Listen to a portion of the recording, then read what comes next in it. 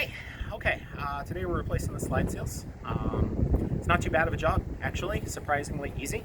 So I just wanted to show you guys, there's actually two different, so you got your smaller slides and you got your bigger slides over there. So we'll talk about the smaller slides first, which are a little bit more difficult. The bigger slides are a little easier. Come on over here. Okay, so here's your slide seal right here. All it does is it just slides up into this track right here. There's just a track that it slides up in. Now the reason the smaller ones are harder is because you got your bulb seal down here. As you can see, I don't know if you can see this in the video, but the jam is actually a little bit further back than this slide track. And you can't get this slide track off, at least I don't think you can. It wraps around and it looks like you'd have to pull the whole slide out to be able to get this bulb seal track out. So you got to do it with this track in place, which means you kind of got to work your way around. And unfortunately, I've already pinned it in place. This little piece of metal right here, you can see in the video, is actually bent in a little bit. So you can take a screwdriver, get a screwdriver.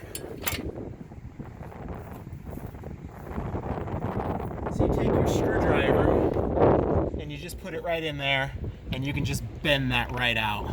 Once you get bent out, the old seal just pulls right out. The whole thing will just pull right out. And then to insert the new one, and this is the reason the smaller slides are a little bit more difficult, you got to kind of insert it from this side. And then one person kind of has to pull it up the track. It just slides all the way up, while the person on the bottom just continuously tucks it in. I'll show you on the other slide why it's easier over here. So we've got another bad one over here. I'll kind of show you how this one works. So I don't know if you can, there you go. Okay, so I'm actually gonna bend this out. See how that's just crimped in just a little bit. See? And that's it. Now it's bent out just a little bit, if you can see that in the video. And then once you get that bent out, see, it just pulls right out. And the whole seal will just pull right down and out. See, mine's all worn up. Now, to put the new one in on the bigger slides is really easy. So new seal here. We left it in the dirt and then stepped all over it. That was on purpose, it makes them better. So I got the wrong end. All right. Okay, so you take your new seal, right? I'm gonna get under the slide here.